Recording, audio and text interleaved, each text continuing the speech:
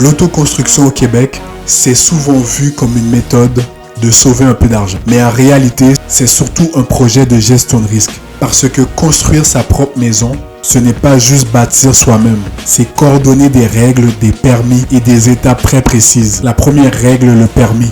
Avant même de creuser, tu dois avoir les autorisations municipales, les plans conformes au code du bâtiment et souvent l'approbation de professionnels, soit un ingénieur ou un architecte. La deuxième règle, code du bâtiment. Même en autoconstruction, tu dois respecter les normes structurelles, électriques et de plomberie et certaines étapes doivent obligatoirement être faites ou validées par des entrepreneurs certifiés. La troisième règle, l'inspection. La municipalité peut exiger des inspections à différentes étapes. La fondation, la structure, l'isolation ou la finition. Et si quelque chose n'est pas conforme, tu dois corriger même si ça te coûte du temps et ou de l'argent.